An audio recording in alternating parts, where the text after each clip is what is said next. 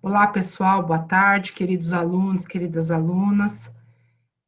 Hoje nós estamos aqui que nós vamos tratar a respeito de prova discursiva. O tema do que nós vamos tratar é 5 coisas que não deve fazer na prova discursiva. Primeiramente, quero me apresentar. Meu nome é Bruna da Costa Nava Zambon, eu sou promotora de justiça no estado de São Paulo. Eu atuo como promotora titular na cidade de Auriflama, titularizei há 9 meses, mas eu tenho 2 anos e 2 meses de Ministério Público. Então, eu passei no concurso do MP de São Paulo há 2 anos e 2 meses atrás e fiquei um tempo como substituta. Graças a Deus, a carreira andou aí um pouco mais e eu consegui titularizar perto de casa, inclusive num tempo bom, né, que é 1 ano e 5 meses de substituta e agora titularizei. Faz esses 9 meses e eu tenho mais tempo de pandemia, né? A gente agora está nessa, então eu titularizei perto de casa, porque eu tenho 2 filhas e isso me ajudou. Então, como eu disse, eu passei no último concurso do Ministério Público de São Paulo. Eu tive uma jornada árdua aí de 2 anos e pouco de estudo. Um dia eu venho contar minha história para vocês, mas eu costumo dizer que eu lutei uma luta boa. Foi bom o tempo que eu estudei. Não tenho saudade no sentido de viver novamente, porque o meu objetivo foi atingido, que foi passar no concurso, mas eu posso dizer que eu também não tenho trauma, não tenho nenhum momento que eu lembro com pesar. Era uma luta boa, como eu disse, eu tinha prazer de acordar todos os dias para estudar, e ali eu ficava o dia todo, e todos os dias eu acordava com esperança. Então, eu acho que isso é importante, saber vocês acordarem todos os dias com esperança, sabendo que a hora de vocês vai chegar. E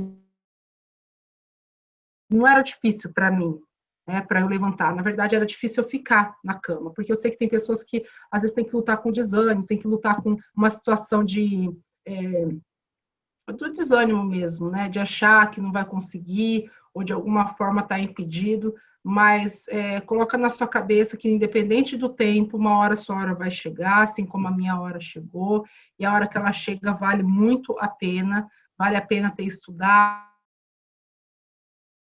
vale a pena ter feito isso com alegria. Então, não vai estudar com pesar, estude com alegria. Como eu disse, todos os dias eu acordava animada porque eu ia estudar, porque eu sabia que eu estava ali lutando por uma coisa que um dia ia chegar. Essa convicção é muito importante.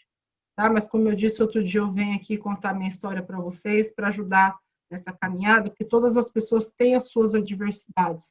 E eu tive as minhas também e eu consegui superar, graças a Deus. Hoje a gente vai trabalhar sobre dicas sobre a prova discursiva, habilidades que você precisa desenvolver para essa prova, regras gerais sobre a prova discursiva. Existem regras que precisam ser bem trabalhadas, bem orientadas, precisa buscar o foco. A gente vai ver como que é esse foco de estudo para essa prova discursiva.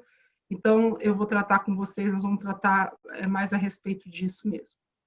E em relação às fases do concurso, as fases do concurso, geralmente, né, a maioria dos concursos, se não todos, é a fase objetiva, a discursiva, oral e títulos. Vou começar pela de títulos, que de títulos é praticamente para ver a sua classificação, ali na fila, né, que você tem uma classificação que serve para algumas coisas no concurso, então, é mais para isso, não é para você passar no concurso em si. E quem tem, uns tem, outros não tem, isso aí também não vai interferir em você ser aprovado ou não. Vai interferir na sua classificação posterior. A prova objetiva é uma prova que requer um estudo mais assim, focado para questões mesmo de teste. Então, é uma prova que você precisa ler muita letra de lei, muita jurisprudência, súmula, ter esse raciocínio objetivo em relação às questões e fazer muita questão. Isso é muito importante, que você precisa ter esse direcionamento de treinar. Eu treinava muito e eu costumo dizer que a gente precisa, cada fase do concurso que a gente está, a gente precisa absorver o pensamento, o raciocínio jurídico daquela fase. Então, objetivas são questões rápidas, questões, respostas, às vezes, objetivas, então você precisa ter uma noção geral daquela matéria. É muito bom, muito importante importante vocês terem por exemplo, o meu foco era o MP de São Paulo. Eu sei que ninguém, ou a maioria das pessoas, não estuda para um MP só. Eu mesmo prestei várias provas. Mas é importante saber que os editais, eles mudam, e eu não acho interessante cada edital que sair você acompanhar. Existem matérias que são iguais para todos os concursos. Existem algumas matérias mais específicas. O que acontece para a primeira fase é que você começa a estudar e começa a ter uma familiaridade com as questões, que você começa a passar nela, independente de você estar preparado para aquele concurso, né? Não estar preparado para a fase, mas se importa qual estado é aquele concurso, você começa a se desenvolver. Então, ainda que você não estude na primeira fase de forma dirigida, por exemplo, eu vou estudar para o Paraná, você chega uma hora que você acaba passando. Então, por exemplo, eu ia fazer prova, eu não lia a lei orgânica de todos os estados, eu estudava a lei orgânica de São Paulo. Então, algumas coisas são iguais, tem coisas que são diferentes, mas não dá. A lei orgânica é uma lei complicada, não é fácil de ler, não é fácil de entender, ela fica muito mais clara depois que você ingressa no concurso, só que ela cai. Então, o que eu fazia? Eu estudava a lei orgânica de São Paulo, eu lia aquilo para ir memorando.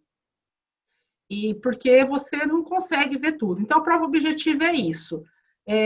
Eu tive uma experiência com 1 ano e 7 meses, foi quando eu passei na minha primeira fase, só que eu nunca vou me lembrar, nunca vou me esquecer quando eu bati na trave. Foi uma prova que eu fiz do Paraná, e foi aquela prova que eu estava na prova, eu pensava assim, durante a prova, eu nunca vou passar no concurso, eu nunca vou conseguir superar, porque isso aqui faz 10 meses que eu estudo, eu não sei o que eu estou lendo. E foi a prova que eu bati na trave, né? Eu bati o corte, ele mudava. Eu bati o corte, conforme ia anulando uma questão, ele mudava. Só que também foi a prova que me levou para o fundo do poço, de achar que eu nunca ia conseguir, mas que foi também a prova que abriu todos os meus horizontes, e dizendo assim que um dia eu ia conseguir, porque, como eu disse, eu cheguei muito perto.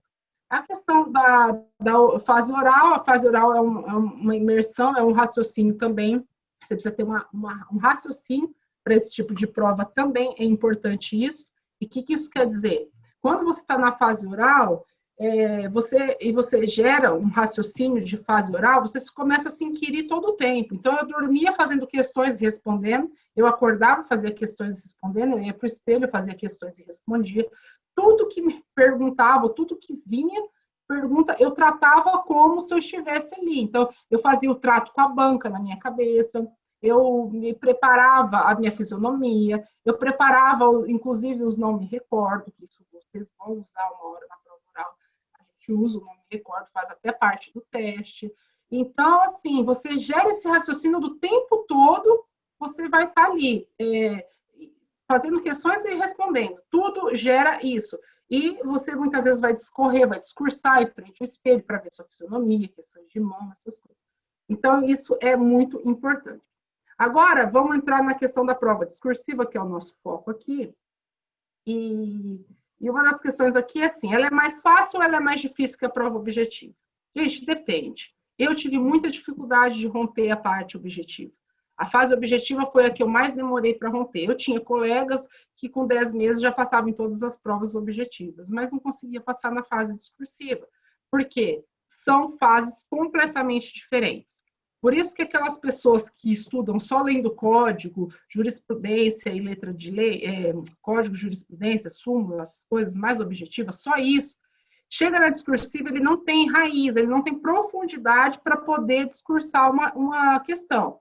Então, é muito importante, conforme você vai estudando, até para a prova objetiva, que é a primeira fase, você também entenda aquilo que você está estudando. Às vezes, eu pegava um tema, né, por exemplo, excludente de ilicitude, vamos colocar assim. E eu ia lá e parava 2, 3 dias para entender aquele assunto, captar prescrição, vamos colocar prescrição, que você estuda, e depois de um tempo perde muito conceito, porque é muitas minúcias. Então, eu parava ali, eu entendia aquilo, anotava os principais pontos, a hora que eu absorvia a matéria, aí eu começava a ir para os resumos dela, ia para o resumo, às vezes até estudava por um resumo muito bom, mas aí eu ia para a letra da lei, que aí você compreende muito mais. E conforme você faz esse estudo um tanto mais aprofundado de alguns temas, você está se preparando para a prova discursiva. Porque o que é a prova discursiva? Você precisa ter conteúdo, né, uma somatória do conteúdo que você tem e da forma adequada de passar esse conteúdo.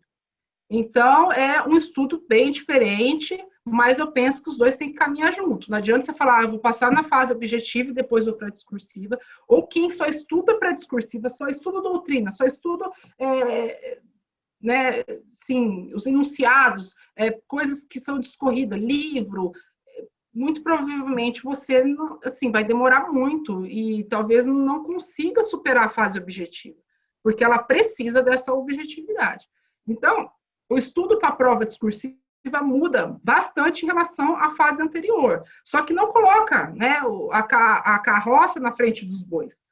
Faça cada fase, vai se preparando ali, mas não esquece de que você precisa estudar direcionado para uma fase. Porque se você estudar só para discursiva, ou você não passa na objetiva, ou você demora muito para passar. Então, o estudo tem que mudar. E como que você deve se preparar para a fase discursiva? Quando você chegar ali, nessa segunda fase, não adianta mais você também querer ler conceitos, livros quilométricos, essas coisas a gente não absorve. Não adianta você querer ler tudo que você não leu. Agora eu vou ler tudo que eu não li, tudo que me mandarem eu vou ler. Não, você não vai absorver e você vai perder tempo. Eu tive 3 semanas para me preparar para uma fase discursiva. Então, é muito importante trabalhar isso para que você não perca esse foco. Tem gente que tem mais tempo, mas às vezes você não vai ter tempo. Então, não adianta você querer ler tudo o que você não leu até esse momento. Então, precisa ter muita concentração. Para mim, foi uma fase muito difícil. Vou falar algumas coisas a respeito, porque eu tive muito pouco tempo. Eu já estava há 10 anos longe do direito. Eu me formei em 2005 e resolvi estudar em 2015. Então, assim, eu perdi até as reformas. Eu estava bem longe do direito. E por mais que eu já tinha feito estágio no Ministério Público, várias coisas, sempre fui muito estudiosa, fazia estágio, cursinho, faculdade, fazia 10 anos. Então, eu perdi mão de peça, não sabia um monte de coisa, de estrutura. E chegou uma hora que eu achei que eu não ia conseguir. Então, nesse momento, eu desmoronei. Foi uma fase que teve um dia que eu cheguei e falei, não vou conseguir. E eu lembro que eu, assim, desabei, né? Mas aí eu dei assim, bati a poeira e falei, vou continuar, que eu estou até aqui. Foi a primeira prova do MP de São Paulo que eu prestei, foi a que eu passei. E o que me ajudou? Gente, simular. O Adverum foi, assim, fundamental. Fundamental. É até bom eu estar aqui, né, do SERS, Adverum, SERS também, as aulas que eu assistia, porque foi o que realmente, eu não estou falando de algo que eu ouvi dizer. Não, é algo que realmente foi efetivo na minha vida. Então, assim, em 21 dias eu simulei umas 17 provas. E eu ia para uma faculdade aqui da minha cidade, cronometrava meu tempo e fazia a prova. Se eu acabasse o tempo e eu não tinha acabado a prova, eu não acabei a prova. Então, eu simulei muito tempo. Importante isso. A prova de São Paulo, por exemplo, tem 4 horas só. As tem outras provas que tem mais tempo, mas às vezes um nível de complexidade maior. Então, treina a beber água adequadamente, treina a não ir ao banheiro, porque eu fui treinando isso que nas minhas provas eu não levantei. Então, isso é muito importante, porque tem gente toda hora que quer levantar, vou dar uma espairecida, isso você perde raciocínio, você perde ali o fio da meada e você não tem tempo para isso. Baseando na prova de São Paulo. Você começa a ter um raciocínio jurídico de que, por exemplo, uma pessoa fala uma palavra para você, fala Estado, por exemplo. Você já tem várias coisas para escrever a respeito. Ainda que você não saiba, você sabe circundar a palavra sem sair do tema, que nós vamos falar a respeito disso. Então, é muito importante você gerar esse raciocínio que você começa a fazer links. Então, fala de alguma coisa, algum instituto de direito, fala de casamento, você já busca a Constituição, busca a lei, o Código Civil, busca essa alteração na sociedade, porque é esse raciocínio jurídico para essa fase. E aí, o que aconteceu? Conforme eu fui treinando, eu fui vendo também o que eu não sabia. Por exemplo, peça. Eu não conseguia, não sabia, não tinha mais essa mão. E uma coisa eu deixo também hoje para vocês, principalmente para os analistas, pessoas que são analistas, ou que têm alguma familiaridade com peças em direito, cuidado, porque eu tenho visto muitos não passarem pelo hábito que tem no dia a dia. A prova de segunda fase, ela é técnica.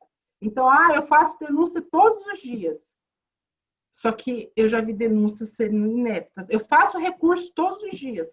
não passou, não tirou a nota, por quê? Porque existem coisas, por exemplo, pré-questionamento, né, para recurso especial, recurso extraordinário. No dia a dia, praticamente a gente não faz isso nos nossos recursos, porque a prática, ela te permite algumas coisas. Por exemplo, é muito raro uma denúncia ser rejeitada por inépcia. Por mais que, talvez, se for ver tecnicamente, tem alguma coisa, mas na prática isso não acontece. E aí chega ali no concurso, você deixa, e isso vale ponto. Você ganha alguns pontos por isso. Então, muito importante você treinar essa técnica e, claro, você aproveita, por exemplo, quem tem essa familiaridade, aproveita o respaldo que você tem de todo o estudo, de toda a sua prática, de todo o arsenal jurídico que você tem, mas cuidado com isso. Decoreba de código, você não passa na segunda fase com decoreba de código, não existe, não tem jeito. É um estudo mais profundo, um estudo direcionado. Outra coisa importante, estudar a banca. E isso, quando você faz um cursinho, igual eu fiz do Advero, eles estudam a sua banca. Então, é importante você ler um artigo direcionado do examinador, alguma coisa que ele tem escrito, que sempre cai alguma coisa. Eu vou dar um exemplo para vocês de como é importante esse estudo dirigido de banca, saber como que é a sua banca, saber como é a sua prova, tá? Por exemplo, a prova de São Paulo é uma prova que existe uma objetividade. Geralmente os examinadores não gostam de floreamento. Então, assim, é preciso entender. Por exemplo, a primeira prova que eu passei para a segunda fase foi para a prova do Paraná. E o que acontece? O Paraná, naquela época, a prova que eu fiz, ele tinha uma peculiaridade em penal e constitucional. Mas eu não sabia nada do Paraná, porque eu não seguia a prova do Paraná. Eu fazia prova em todos os lugares, mas como eu disse, o meu edital era de São Paulo. Então, se eu vou fazer provas domingo, eu continuava estudando a minha matéria de São Paulo. Porque, é o que eu falei, chegou uma hora que eu comecei a passar em todas as primeiras fases. E aí, o que eu fiz? Como ele tinha essas peculiaridades, eu fui lá e fui fazer um cursinho específico. Deixa eu fazer um cursinho específico do Paraná. E fiz o cursinho. Lá era um doutrinador, que não me recordo o nome, mas que, assim, a prova de penal era dele. O que a pessoa fez do cursinho? Foi lá e passou, né? Era um cursinho lá no Paraná, fiz uma prova dirigida lá para o Paraná, porque era mesmo direcionada para o estudo dessa pessoa. E aí, o que aconteceu? Ele passou tudo, fez várias redações daquilo que aquele doutrinador entendia. E eu peguei essas redações e memorizei todas as redações, todos os temas, era coisa assim que eu não queria nem aprender, porque fugia, eu sabia que se aquilo caísse na minha prova de São Paulo e eu escrevesse aquilo, já não ia dar certo, eu não ia passar. Então, eu memorizei os textos, ok, fui lá, fiz a prova, tirei uma nota legal, consegui, só que em constitucional, que eu não sabia dessa peculiaridade, eu fiquei. Por quê? Porque é o que ele queria de resposta, eu não soube olhar. Era uma coisa muito, muito específica. Outra coisa que me aconteceu, eu fui para a segunda fase de Rondônia. Rondônia teve uma peça lá, foi uma prova que foi até emblemática, que teve uma peça lá que ninguém sabia o que era, e aí deu um monte de conversa, e o que aconteceu? Eu peguei, fiz a prova, só que onde que eu fiquei? Eu fiquei na denúncia. Por quê? Porque tem peculiaridades na denúncia para a banca ali de Rondônia. Se você olhar a denúncia do Paraná, ela também é diferente. É uma prova diferente. Agora, onde que eu aprendi a fazer denúncia? Foi com a prova, foi estudando para o concurso de São Paulo. E eu tinha uma ideia da denúncia de São Paulo. Quando eu fui aplicar isso lá, ficou faltando coisas para eles. Então, é importante. Vocês precisam fazer o curso, igual eu fiz esse curso do Advero, que era totalmente voltado para a prova de São Paulo. Então, deu certo. E isso, eu comecei a fazer, a ter esse problema, porque eu vi que eu não sabia fazer peça. Eu não tinha mais esse preparo para fazer peça. Então, o que eu fiz? Como as peças em São Paulo são finitas, né? São peças específicas, eu formei uma por uma, fiz um memorial, uma denúncia, um rese, uma apelação, fui lá e formei, fiz, e eu dormia e acordava falando aquilo. Não podia esquecer juízo de retratação no rese, como que eu ia usar todos os finais do concurso, dos recursos, como que eu ia pedir o provimento do recurso. Porque são coisas, pessoal, que se vocês não vão preparados, chega lá, você quer escrever da melhor forma. Às vezes uma palavra básica, você perde ela, né, na cabeça ali. Como que eu não posso esquecer? O que eu não posso esquecer? Pedir a condenação do réu, tipificar o crime dele lá na capitulação, ali no momento em que eu vou pedir para condenar, para pedir, que eu vou oferecer, né? Eu venho perante Vossa Excelência oferecer denúncia em face de tal, em razão dos fatos tais, e aí eu lembrava, eu tenho que colocar rol de testemunha, eu tenho que colocar o rito. Então, o que eu fiz? É droga, rito tal, júri, rito tal. Então, eu fui memorizando isso para chegar lá e eu não perder tempo com isso. Porque, assim, uma das coisas mais importantes na prova de segunda fase é vocês não perder tempo. Não dá para perder tempo. E agora eu estou falando específico para essa prova para a prova de São Paulo, que foi a que eu fiz, mas isso é em todas. Tá? Então, assim, o que precisa? Precisa escrever bem. Tem que escrever bem. Precisa escrever com coesão, com coerência. Não é escrever rebuscado, escrever pontual. Então, evitar parágrafos grandes. Escreva coisas pontuais, coisas que as pessoas pensam assim, é o outro que vai ler. É um examinador que vai ler sua prova, que vai ler 600 provas, e que, às vezes, se ele tiver que ler várias vezes um parágrafo seu para entender o que você quis dizer, ele vai ficar assim, sabe, cansado, e vai falar assim, deixa isso aqui para lá. Isso aqui está errado, desconsidera. Então, não ter erro de português é essencial, não dá. Uma prova de direito, não dá para ter erro de português. Demonstrar propriedade no que escreve, aprofundar sem sair do tema, sempre assim, aprofunda, mas não saia do tema.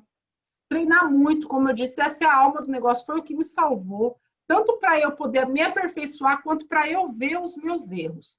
Então, assim, foi essencial. As rodadas de simulado do Advério foram essenciais para mim e foi realmente o que me ajudou. Me ajudou primeiro a ver o que eu não sabia e depois eu correr atrás para eu poder recuperar.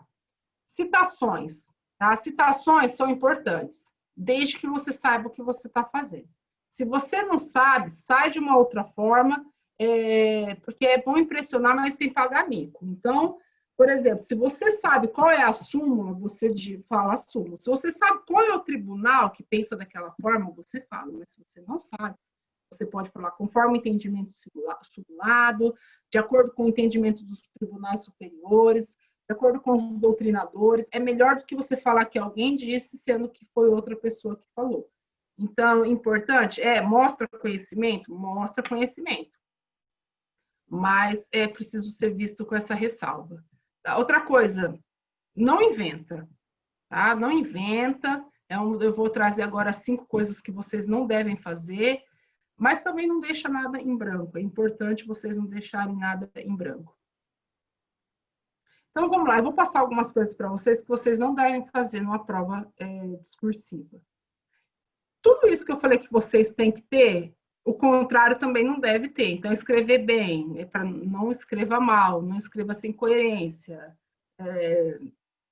as citações, não inventar. Então, assim, mas vamos lá. Eu vou começar pelo segundo tópico que eu elenquei aqui para vocês. Gente, não seja aleatório numa prova discursiva. Tá? Isso faz você ganhar tempo, e tempo é tudo na prova. Então, o que você faz? Vá com a mente direcionada como você vai fazer aquela prova. Então, por exemplo, se você vai fazer a prova de São Paulo, a gente sabe que São Paulo tem uma redação, tem uma peça e tem 3 questões. Tá? Essa foi a minha prova. Existem algumas outras provas, mas geralmente é isso. Uma redação, uma peça, 3 questões. O cursinho vai te orientar o que você deve fazer primeiro. Você decide. Eu não me recordo o que eu comecei, eu sei que foi pela peça ou pela redação. Oriento começar pela peça ou pela redação, que são artes maiores, que geralmente você leva aí 1h30 para fazer. Você precisa estar mais tranquilo, você precisa colocar mais o seu conteúdo jurídico. Peça em São Paulo você não pode zerar. Então, eu acho importante você começar por um dos dois. É importante, comece por um dos dois. Mas já vai preparado. Já vai preparado. Qual é o esquema que eu vou utilizar? Eu vou fazer assim, primeiro isso, depois isso e depois isso. Por quê? para que você não faça a segunda coisa que eu vou falar agora. Não fica olhando a prova para ver o que ela tem. Se você não vai com uma estratégia de prova, você vai fazer o quê? O que a gente geralmente faz? Você olha tudo para ver o que você vai fazer primeiro. Só que isso não dá certo. Você olha algum e faz. Então, por exemplo, vou fazer questões agora. A primeira questão, você olha a primeira questão e responde tudo que vem na sua cabeça. Depois você olha a segunda e vai assim, vai indo nessa sequência. Não perca tempo para nada, tá? Por que eu te falo isso? Porque se você ler a sua prova, isso vai te gerar um brainstorm desnecessário no meio da prova, que é totalmente desnecessário nesse momento.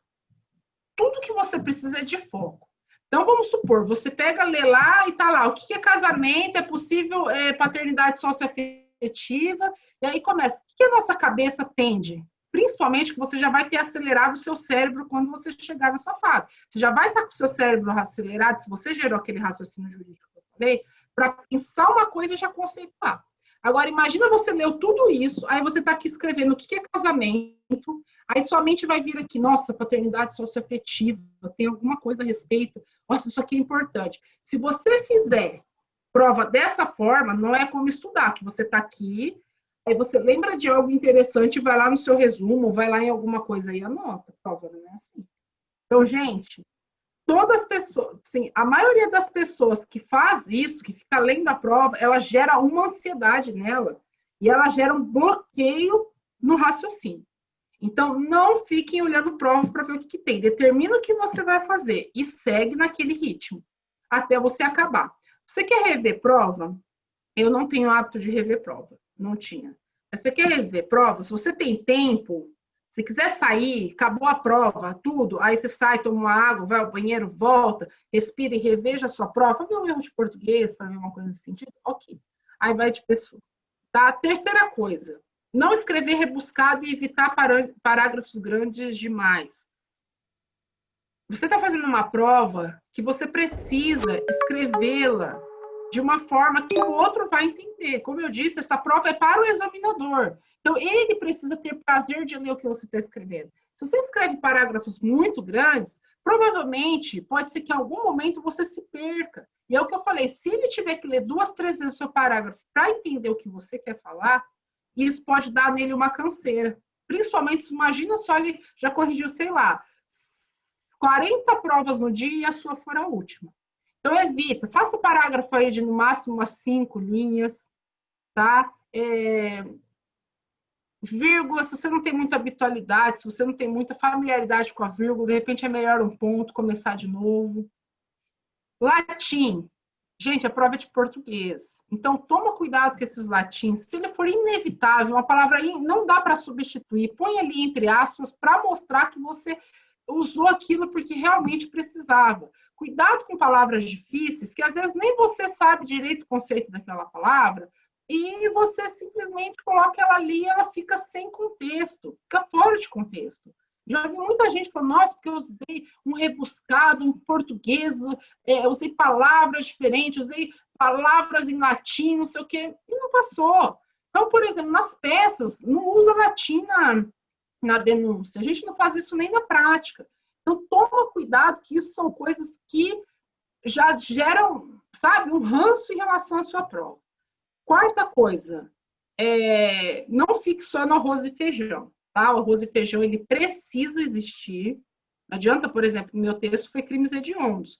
Não tem como falar de crimes hediondos e não falar quais são os crimes hediondos, falar o que são os pensamentos, falar as discussões, isso que provavelmente todo mundo vai colocar, que está preparado, né? Todo mundo que estiver preparado vai colocar, mas de repente você pode trazer um diferencial. É muito importante esse diferencial, um saber a mais, é quando você coloca um detalhe a mais, certo? E o que acontece? O que acontece em relação a isso, né? Vocês mantêm o arroz com feijão, mas acrescente algo e não saia do tema, sem devaneios. E por último, não encha a linguiça. Seja objetivo e direto, tá? Não encha a linguiça porque ele vai perceber. Eu vou te só dar um exemplo aqui, para a gente já estar encerrando, que acontece? Na minha peça, era uma peça simples, né? O fundamento jurídico dela era simples. E como eu queria que desse mais página, eu fiquei escrevendo a mesma coisa de várias formas. E depois eu fui olhar a correção, o examinador falou isso para mim. Tá? Falou lá, foi repetitivo, foi redundante, falou, sabe? Então, isso realmente não vira. Tá? Não é bom. E para a gente finalizar, eu sugiro para vocês os produtos do SERS para ajudar na preparação, tá? O link está na descrição. Gente, excelente.